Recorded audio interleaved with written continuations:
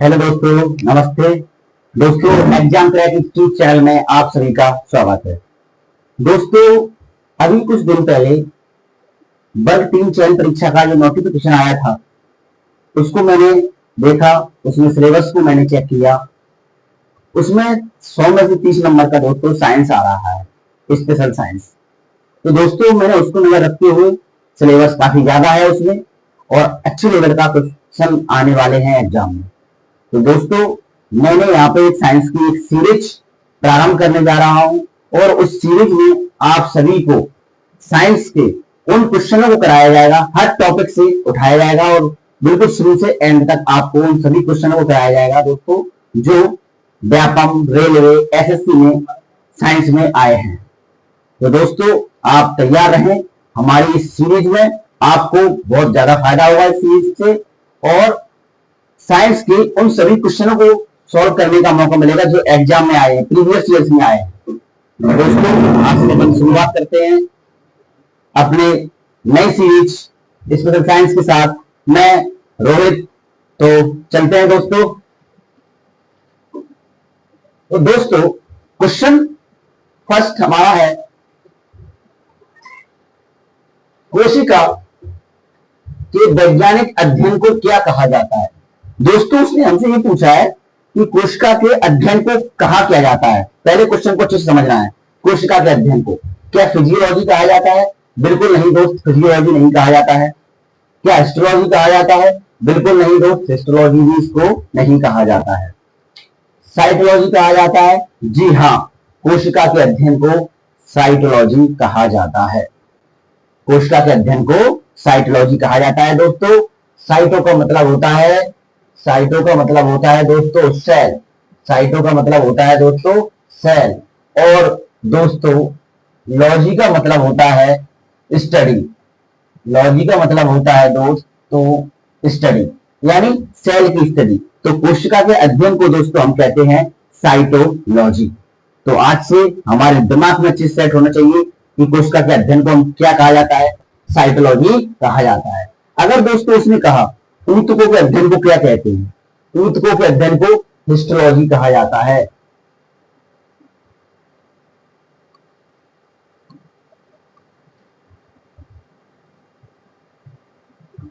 ऊतकों के अध्ययन को, ऊतकों के अध्ययन को ऊतकों के अध्ययन को हिस्टोलॉजी कहते हैं। दोस्तों ऊतकों के अध्ययन को हिस्टोलॉजी कहा जाता है। तो दोस्तों हमको क्वेश्चन अच्छे से पढ़ना है, अच्छे से समझना है। अगर हमसे उसने पूछा कि ऊतकों के अध्ययन को क्या कहा जाता है, तब हमें टिक लगाना है हिस्टोलॉजी। उसने पूछा कोशिका के अध्ययन को क्या कहा जाता है, तब टिक लगाना है साइटोलॉजी। अगर उसने पूछा ह्यूमस के अंदर जो एनाटॉमी होती है, फिजियोलॉजी होती है, उसके अध्ययन को हम बोलते हैं फिजियोलॉजी। ह्यूमंस के अंदर एनाटॉमी को, स्टडी को बोलते हैं फिजियोलॉजी। तो दोस्तों हमारा फर्स्ट क्वेश्चन कंप्लीट हुआ है। कोशिका के अध्ययन को क्या कहते हैं, साइटोलॉजी। आगे चलते हैं अपन। अगला क्वेश्चन है दोस्तों हमारा, तैयार रहें, आप सभी को वही क्वेश्चन कराए जा रहे हैं इस सीरीज में। आप सभी को वही क्वेश्चन मैं कराऊंगा जो पुराने प्रीवियस एग्जामों में पूछे जा चुके हैं दोस्तों। और आप किसी भी प्रीवियस बुक को लगा के देख लेना दोस्तों, आपको ये क्वेश्चन कहीं ना कहीं टकराएंगे ही। तो क्वेश्चन नंबर दूसरा अपन करते हैं, मानव शरीर में कोशिकाओं की खोज किसने की थी। पहले तो दोस्तों हमें क्वेश्चन को अच्छे से पढ़ना चाहिए। क्वेश्चन क्या कह रहा है हमसे, समझो क्वेश्चन को। उसने बोला क्या है, मानव शरीर में, यानी मानव के शरीर में कोशिकाओं की खोज किसने की थी। हर्बर्ट स्पेंसर ने बिल्कुल नहीं की थी दोस्तों, इन्होंने नहीं की थी। चार्ल्स डार्विन ने, इन्होंने नहीं की थी। चार्ल्स डार्विन जी ने तो प्राकृतिक वर्णन में काम किया था, पर इसने नहीं की थी। अल्बर्ट आइंस्टीन ने नहीं, रॉबर्ट हुक ने। हाँ, इसका आंसर क्या गया है दोस्तों, रॉबर्ट हुक।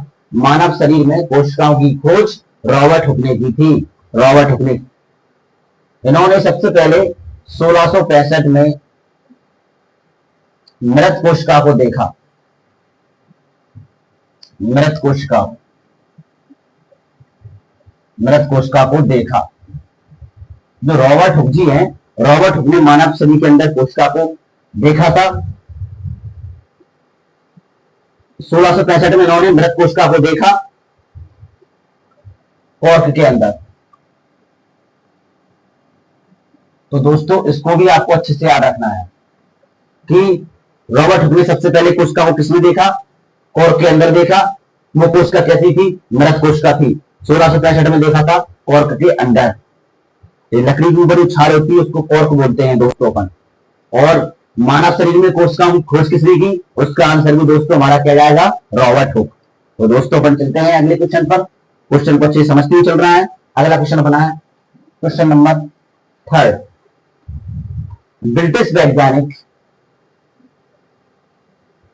ब्रिटिश वैज्ञानिक ने 1665 में, देखो दोस्तों 1665 आ गया है यहाँ पे, में कोशिकाओं की खोज की।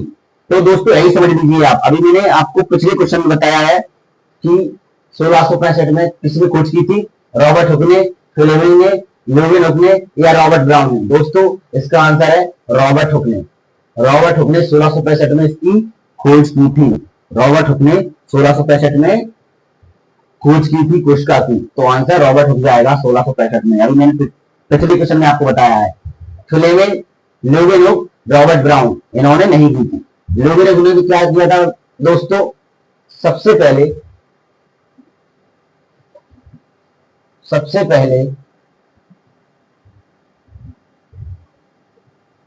जीवित कोशिका को देखा। सबसे पहले जीवित कोशिका को देखा। दोस्तों जो लुईविन हुक थे, जो लुईविन हुक साइंटिस्ट है, लुईविन हुक, दोस्तों जो मैं यहाँ पे लुईविन हुक साइंटिस्ट है, उन्होंने सबसे पहले जीवित कोशिका को देखा।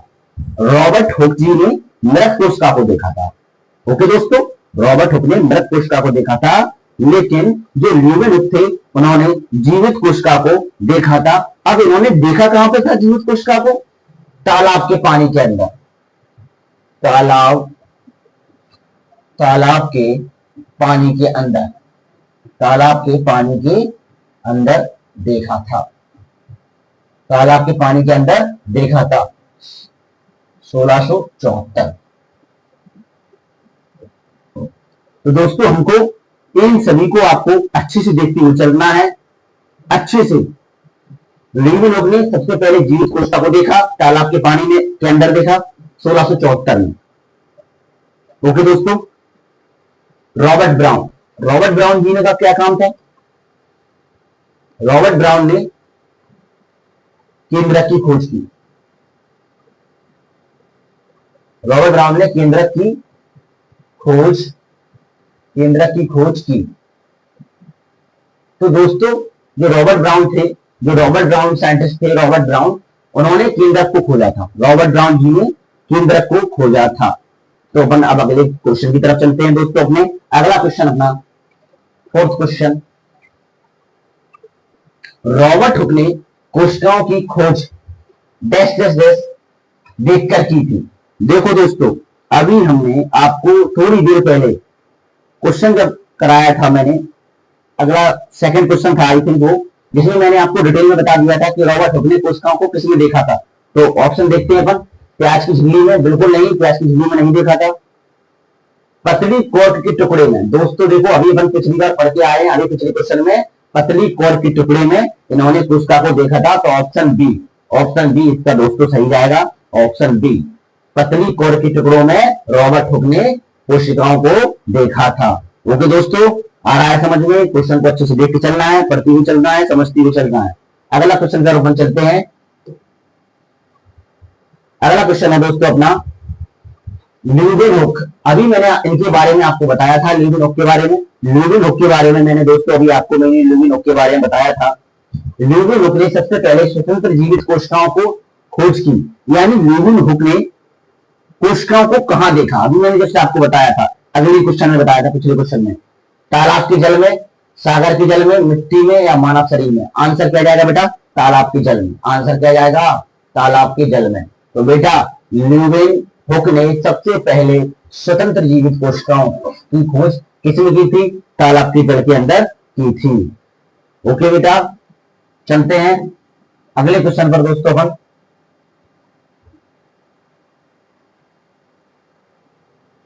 अगला क्वेश्चन है अपना दोस्तों, निम्नलिखित में से कौन सी सबसे बड़ी कोशिका है? सबसे बड़ी कोशिका कौन सी है दोस्तों? सबसे बड़ी कोशिका कौन सी है? यूकेरियोटिक कोशिका? बिल्कुल नहीं। प्रोकैरियोटिक कोशिका? बिल्कुल नहीं। या माइकोप्लाज्मा या शुतुरमुर्ग का अंडा? क्या है इसका आंसर दोस्तों? शुतुरमुर्ग का अंडा। सबसे बड़ी कोशिका कौन सी होती है? शुतुरमुर्ग का अंडा। और सबसे छोटी कोशिका माइकोप्लाज्मा। इसमें मैच लिखा है पर माइक्रोप्लाज्मा।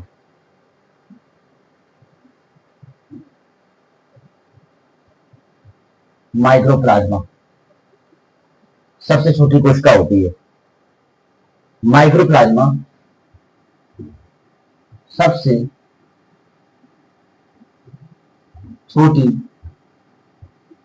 कोशिका होती है। सबसे छोटी कोशिका होती है 0.3 माइक्रोमीटर की। 0.3 माइक्रोमीटर की सबसे छोटी कोशिका होती है माइकोप्लाज्मा। और सबसे बड़ी कोशिका शुतुरमुर्ग का अंडा। तो दोस्तों यहाँ दो क्वेश्चन बन गए हैं। एक क्वेश्चन क्या है? सबसे बड़ी कोशिका कौन है? शुतुरमुर्ग का अंडा। सबसे छोटी कोशिका कौन है दोस्तों? माइक्रोप्लाज्मा। सबसे छोटी कोशिका होती है हमारी माइक्रोप्लाज्मा 0.3 माइक्रोमीटर की। ओके दोस्तों, अब चलते हैं अपन अगली क्वेश्चन पर। अगला क्वेश्चन कह रहा है दोस्तों, यहां पर जो मैं इन क्वेश्चनों को करा रहा हूं, आप ये नहीं सोचना है कि क्या सर इन क्वेश्चन को कराएंगे। दोस्तों मैं बहुत जल्द थ्योरी बेस्ड पूरा कंसेप्ट बैच चालू करूंगा कुछ ही दिनों में, और आपको और भी क्लियर होता जाएगा। अभी वर्ग 3 चयन परीक्षा को और रेलवे के जो कंटिन्यू में एग्जाम चल रहे हैं उनको देखते हुए मैंने ये सीरीज लॉन्च की है। मैं चाहता हूं इन सभी सीरीज में उन सभी क्वेश्चनों को लिया जाएगा जो प्रीवियस ईयर्स के क्वेश्चन आए हुए हैं, और यहां से क्वेश्चन आपका पूरा टॉपिक तैयार हो जाएगा। क्योंकि टाइम हमारे पास बहुत कम है, 45 से 50 दिन है वर्ग 3 की चयन परीक्षा के लिए, और मैं चाहता हूं ऐसे क्वेश्चन कराए जाए जो आपके वहां एग्जाम में टकराए, एग्जाम में मिले। तो निश्चित ही आप इन क्वेश्चनों को पढ़ के जाना हर टॉपिक के। अभी और कराऊंगा मैं सेल में कि आपका पूरा टॉपिक कंसेप्ट क्लियर हो जाएगा सेल में। तो चलते हैं दोस्तों अपन क्वेश्चन 7 पर। सभी पौधे एवं जंतु कोशिकाओं के बने होते हैं। दोस्तों क्वेश्चन कह रहा है कि सभी पौधे जो होते हैं और जंतु होते हैं वो कोशिकाओं से मिलकर बने होते हैं। बिल्कुल सही बात है। तथा कोशिकाओं जीवन की मूलभूत इकाई है। बिल्कुल सही बात है। यह सिद्धांत क्या है? इन्हें भी पूछा है। क्या जैव विकास का सिद्धांत है? बिल्कुल नहीं। क्या अनुवांशिकता की सिद्धांत है? यहाँ अनुवांशिकता की तो दोस्तों कोई बात ही नहीं चल रही है।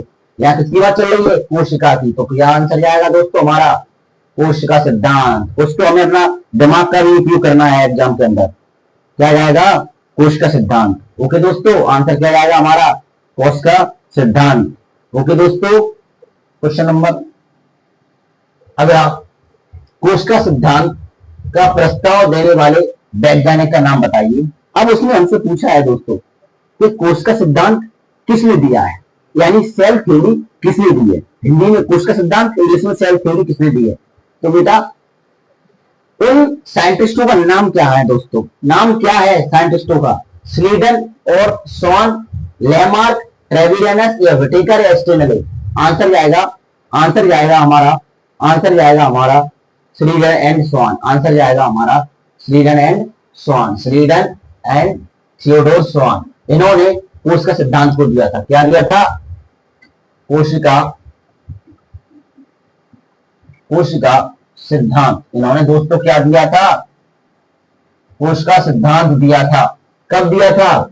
1838 से लेकर 1839 के बीच में इन दोनों साइंटिस्टों ने मिलकर एक सिद्धांत दिया था जिसे हम कोशिका सिद्धांत बोलते हैं। ओके दोस्तों, और क्या है हमारा? लेमार्क जी। लेमार्क ने क्या किया था? लेमार्क और ट्रेविलियनस ने काम किया था। लेमार्क और ट्रेविलियनस ने जो काम किया था दोस्तों, उन्होंने जीव विज्ञान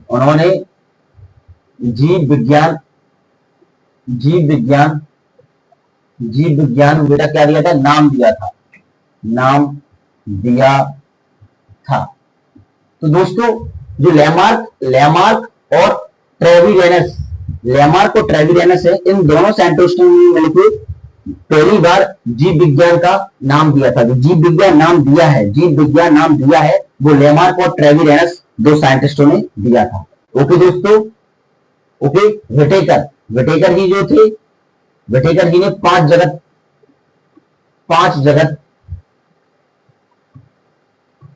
वर्गीकरण दिया था।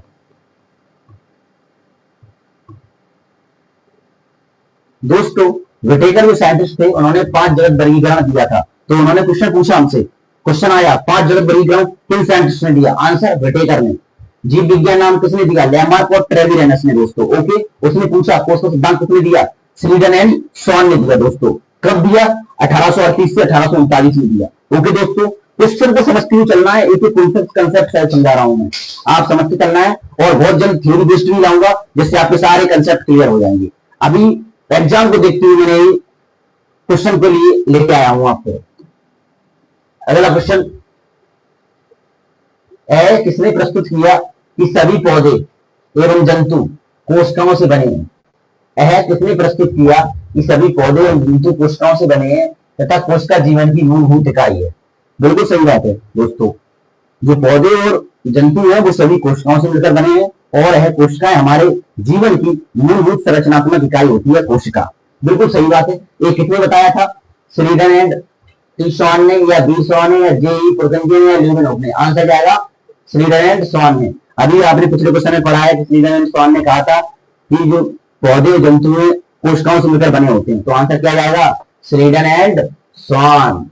ओके दोस्तों, आंसर जाएगा हमारा स्लीडन एंड स्वान। ओके दोस्तों, अगले क्वेश्चन पे चलते हैं अपन। किसने कोशिका सिद्धांत को और आगे बढ़ाया तथा यह बताया कि सभी कोशिकाएं पूर्ववर्ती कोशिकाओं से बनी होती हैं?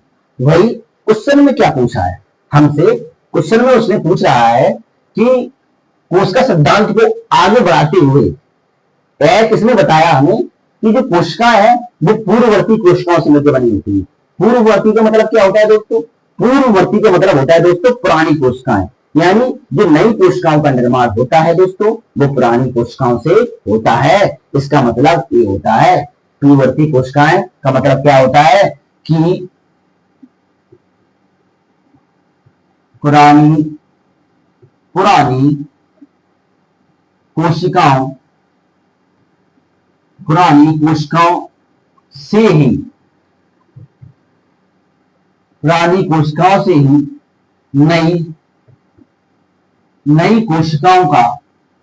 कोशिकाओं से ही नई कोशिकाओं का निर्माण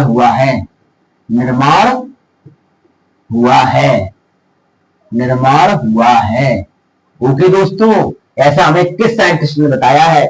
ऐसा कहना है कि कोशिका सिद्धांत को और आगे बढ़ाया और ये बताया कि सभी कोशिकाएं पूर्ववर्ती कोशिकाओं से बनी होती हैं। पूर्ववर्ती का मतलब क्या होता है दोस्तों? मैंने आपके सामने लिख दिया है। पूर्ववर्ती का मतलब होता है पुरानी कोशिकाओं से ही नई कोशिकाओं का निर्माण हो रहा है। तो इस साइंटिस्ट का नाम क्या था जिन्होंने ये बताया था?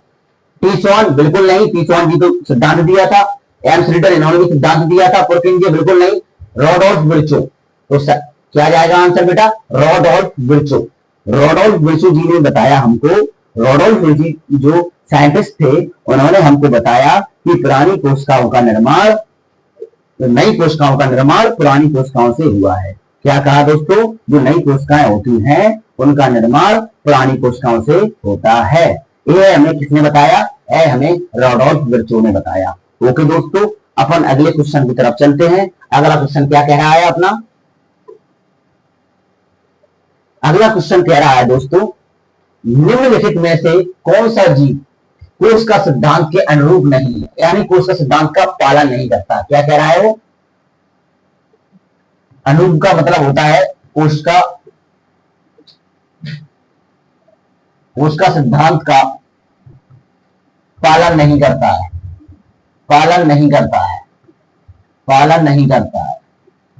क्या है आंसर? बैक्टीरिया करता है, कवक करता है, पौधा करता है? आंसर वायरस है। क्या है? वायरस। आंसर क्या है बेटा? तो दोस्तों आंसर क्या जाएगा हमारा? वायरस, यानी विषाणु। आंसर जाएगा हमारा क्या? विषाणु।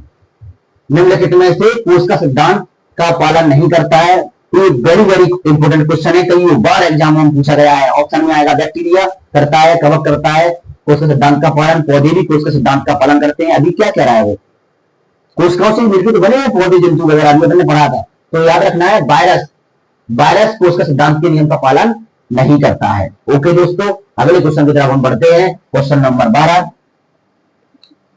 क्वेश्चन कह रहा है दोस्तों, प्रोकैरियोटिक कोशिकाओं में, किस कोशिकाओं में दोस्तों, प्रोकैरियोटिक कोशिकाओं में, प्रोकैरियोटिक कोशिकाओं में निम्नलिखित में से कौन सा नहीं होता है?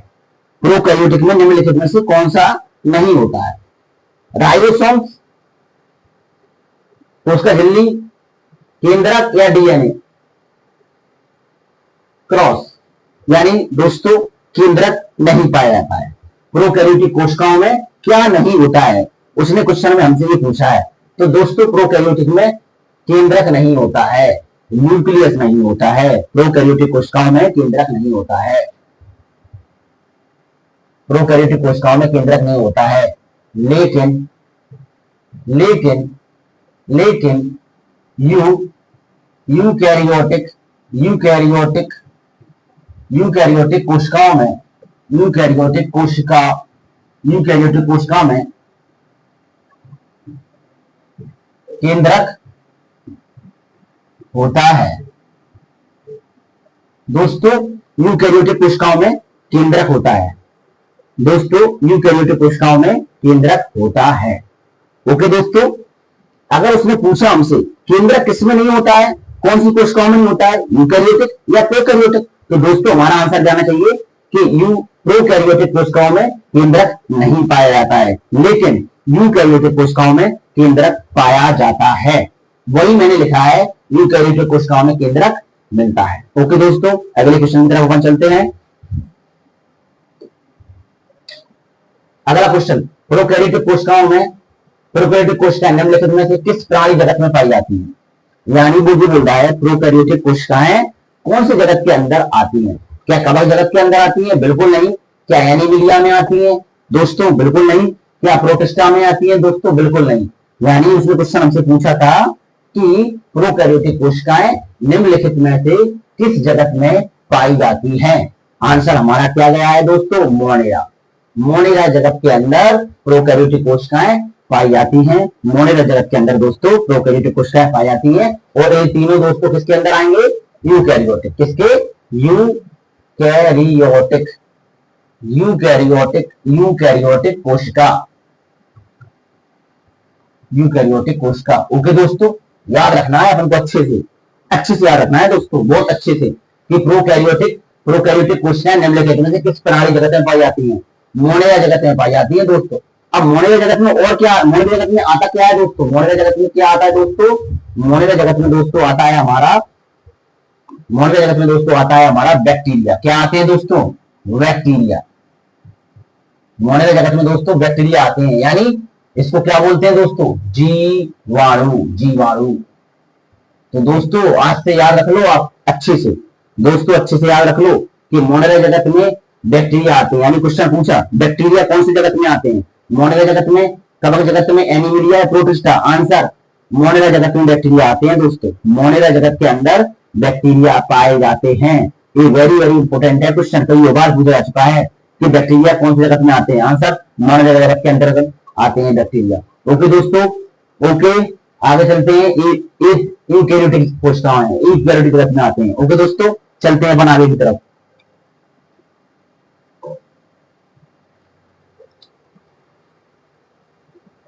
या सबसे छोटा प्रोकैरियोटिक जीव कौन सा है? सबसे छोटा प्रोकैरियोटिक जीव कौन सा है? प्रोकैरियोटिक, उसने पूछा हमसे प्रोकैरियोटिक जीव सबसे छोटा। अब प्रोकैरियोटिक कौन आता है? बैक्टीरिया वगैरह आते हैं, ये हमारे दिमाग में सेट होना चाहिए पहले से। तो माइक्रोसिस्ट, माइक्रोसिस्ट बिल्कुल नहीं। माइक्रोप्लाज्मा, बैक्टीरिया, क्लोरा, क्लोरेला। अब उसने हमसे सबसे छोटा पूछा है, सबसे छोटा पूछा है। अगर वो सबसे छोटा नहीं पूछा तो और भी ऑप्शन थे अपने पास, लेकिन सबसे छोटा पूछा है। तो सबसे छोटा क्या है? माइक्रोप्लाज्मा। माइक्रोप्लाज्मा होती है दोस्तों सबसे छोटा प्रोकैरियोटिक जीव कौन सा है दोस्तों? माइक्रोप्लाज्मा। सबसे छोटा प्रोकैरियोटिक जीव कौन सा है दोस्तों? माइक्रोप्लाज्मा। कितना होता है? मैंने पिछले अभी बताया था 0.3 माइक्रोमीटर का होता है माइक्रोप्लाज्मा। इसमें माइक्रोप्लाज्मा में माइक्रोप्लाज्मा में, यानी इसमें कोशिका कोशिका भित्ति उसका भित्ति उसका भित्ति नहीं पाई जाती है। कोशिका भित्ति यानी जो है ना सेल वॉल क्या होती है? एब्सेंट होती है। किसमें? सेल वॉल किसमें एब्सेंट होती है? माइक्रोप्लाज्मा में एब्सेंट होती है दोस्तों। जो सेल वॉल होती है इसमें नहीं पाई जाती है दोस्तों। किसमें? माइक्रोप्लाज्मा में। 0.3 माइक्रोमीटर की होती है, सबसे छोटी होती है। ओके दोस्तों, आगे चलते हैं अपन अपना क्वेश्चन नंबर 15।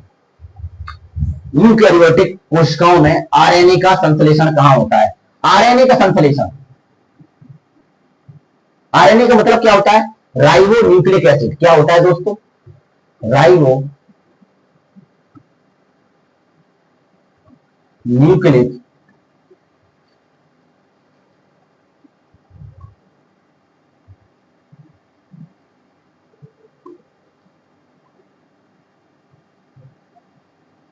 राइबोन्यूक्लिक अम्ल, राइबोन्यूक्लिक अम्ल इसका नाम होता है, फुल फॉर्म होता है इसका राइबोन्यूक्लिक अम्ल। उसने पूछा है यूकैरियोटिक कोशिकाओं में आरएनए का संश्लेषण कहां पे होता है? माइटोकॉन्ड्रिया में? बिल्कुल नहीं। सेंट्रियोल में? बिल्कुल नहीं। राइबोसोम्स में? बिल्कुल नहीं। न्यूक्लियस, न्यूक्लियस में होता है? जी हाँ होता है। न्यूक्लियस में होता है? जी हाँ होता है। न्यूक्लियस में होता है? जी हाँ होता है। तो आज से याद कर लो दोस्तों अच्छे से, बहुत ज्यादा सोच समझ के क्वेश्चन को अच्छे से समझना है, अच्छे से याद रखना है अपन को और समझते हुए चलना है। न्यूक्लियस में आरएनए का संश्लेषण होता है, आरएनए का संश्लेषण होता है, संश्लेषण होता है, होता है। ओके दोस्तों, याद रखना है यूकैरियोटिक कोशिकाओं में आरएनए का संश्लेषण कहां होता है? हमसे पूछा था उसने क्वेश्चन में। तो आरएनए का संश्लेषण न्यूक्लियस के अंदर होता है। कहां पे? न्यूक्लियस के अंदर होता है। ओके दोस्तों, अगले क्वेश्चन पे चलते हैं अपन। अगला क्वेश्चन क्या कह रहा है अपना? यूकैरियोटिक सेल्स में प्लाज्मा झिल्ली किसकी बनी होती है? उसने कहा यूकैरियोटिक सेल्स में प्लाज्मा झिल्ली किसकी बनी होती है। क्वेश्चन है दोस्तों, यूकैरियोटिक सेल्स में प्लाज्मा झिल्ली किसकी बनी होती है? फॉस्फोलिपिड की बनी होती है, या लिपोप्रोटीन की, या फॉस्फोलिपोप्रोटीन की, या फॉस्फोप्रोटीन की? तो दोस्तों हमारा आंसर जाएगा इसका, दोस्तों हमारा आंसर जाएगा इसका, हमारा आंसर जाएगा फॉस्फोलिपिड। फॉस्फोलिपिड की बनी होगी दोस्तों। किसकी बनी होगी दोस्तों? फॉस्फोलिपिड की बनी होगी। क्या बनी होगी? यूकैरियोटिक सेल्स में प्लाज्मा झिल्ली, यूकैरियोटिक सेल में प्लाज्मा मेम्ब्रेन, प्लाज्मा मेम्ब्रेन किसकी बनी होती है? फॉस्फोलिपिड की बनी होती है दोस्तों, फॉस्फोलिपिड की बनी होती है। ओके दोस्तों, क्या बनी होती है? फॉस्फोलिपिड की बनी होती है। ओके दोस्तों, जिसमें 60% प्रोटीन 40% लिपिड होता है। और भी कुछ होते हैं दोस्तों।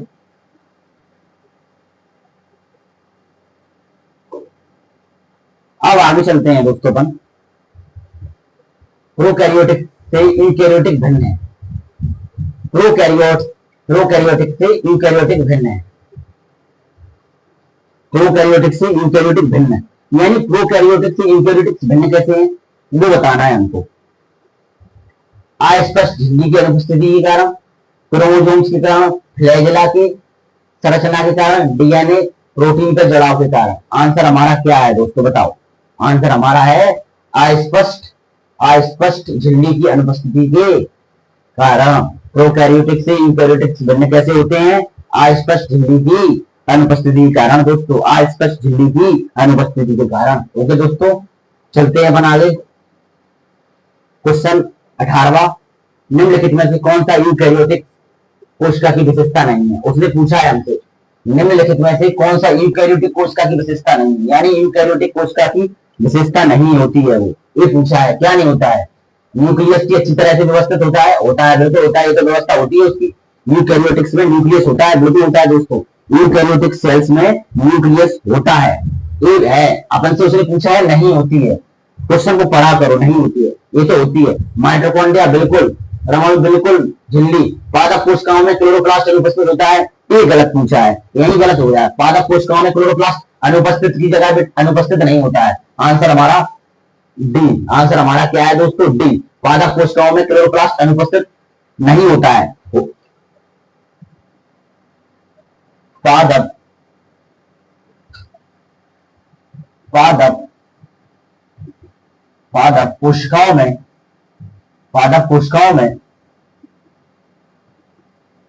क्लोरोप्लास्ट पादप कोशिकाओं में क्लोरोप्लास्ट अनुपस्थित नहीं होता है बेटा, उपस्थित होता है। उपस्थित होता है। तो दोस्तों पादप भी यूकेरियोटिक्स में आते हैं। पादप यानी पौधे जो होते हैं वो भी, प्लांट जो होते हैं वो यूकेरियोटिक्स में आते हैं। ठीक है, पर उसने यहाँ पे क्या बोल दिया हमसे? पादप कोशिकाओं में क्लोरोप्लास्ट अनुपस्थित होता है। ये गलत था ऑप्शन, इसलिए ये ऑप्शन को मैंने, उसने नहीं पूछा था इसलिए मैंने इसको टिक किया है। तो इसका सही आंसर यही है। और इसका सही वर्जन क्या है दोस्तों? पादप कोशिकाओं में क्लोरोप्लास्ट उपस्थित होता है। इसको नोट कर लेना अच्छे से कि पादप कोशिकाओं में क्लोरोप्लास्ट उपस्थित होता है। ओके दोस्तों, आगे चलते हैं अपन अगले क्वेश्चन की तरफ। निम्नलिखित में से पादप कोशिकाओं का कौन सा भाग चयनात्मक पारगम होता है? उसने क्वेश्चन पूछा है निम्नलिखित में से पादप कोशिकाओं का कौन सा भाग चयनात्मक पारगम होता है? चयनात्मक पारगम मतलब जो अणुओं का आगमन होता है। तो अणुओं का आगमन बेटा कोश का झिल्ली के अंदर होता है। पादप के अंदर अणुओं का आगमन कोश का झिल्ली के अंदर होता है। अणु आते हैं जाते हैं, ओके, कोश का झिल्ली। तो चयनात्मक पारगम पूछा है उसने, तो चयनात्मक पारगम क्या होगा? कोश का झिल्ली। इसका आंसर क्या जाएगा? कोश का झिल्ली। निम्नलिखित में से पादप कोशिकाओं का चयनात्मक पारगम कौन होती है? कोशिका भित्ति होती है? नहीं होती है। कोशिका द्रव नहीं होती। ये तो कोशिका द्रव तो कोशिका के अंदर पानी जैसा मेटेरियल पदार्थ तरल भरा होता है, उसको बोलते हैं कोशिका द्रव। तो ये कोशिका के बीच में पाया जाता है, केंद्रक वो होता है। तो आंसर क्या है? कोशिका झिल्ली। कोशिका झिल्ली क्या होती है दोस्तों? चयनात्मक पारगम होती है। कोशिका झिल्ली जो होती है दोस्तों वो चयनात्मक पारगम होती है। कोशिका, ओके दोस्तों, कोशिका झिल्ली होती है, चयनात्मक पारगम होती है। अब दोस्तों आज क्वेश्चन 19 हुए हैं। जल्द से जल्द आपको ज्यादा से ज्यादा क्वेश्चन मिलेंगे दोस्तों। आपको 40-45 मैराथन क्लास मिलेगी साइंस की जल्द से जल्द। दोस्तों मैं उन सभी क्वेश्चनों को करा रहा हूं जो पेपर में रेलवे, व्यापम, एसएससी में पूछे जा चुके हैं। कोई भी ऐसा क्वेश्चन नहीं है दोस्तों, आप प्रीवियस बुक चेक कर लेना, पढ़ लेना प्रीवियस ईयर जो नहीं पूछ रहे हो। तो दोस्तों आपको अच्छे से ध्यान रखना है, वो क्वेश्चन आए हैं जो मैंने यहाँ पे कराए हैं, और आपको और भी कराऊंगा सेल्स में कि आपके पूरा सेल्स कंटेंट तैयार हो जाएगा। सेल का टॉपिक खत्म होगा, फिर मैं अगले टॉपिक पर जाऊंगा। हर एक टॉपिक से आपको क्लियर कराऊंगा अच्छे से अच्छे कंसेप्ट के साथ। तो दोस्तों तैयार रहना है आपको हमारी साइंस की सीरीज में। हमारा चैनल एग्जाम क्रैक इंस्टीट्यूट पर आपको जल्द से जल्द वीडियो मिलते रहेंगे, और जल्द से जल्द हम अपना एक न्यू बैच चालू करेंगे जिसमें आपको पूरा बेसिक से पढ़ाया जाएगा साइंस। अभी वर्ग 3 चयन परीक्षा को और रेलवे को देखते हुए हमने ये सीरीज लॉन्च की है। तो दोस्तों मिलते हैं, बहुत बेस्ट ऑफ लक, धन्यवाद, नमस्ते।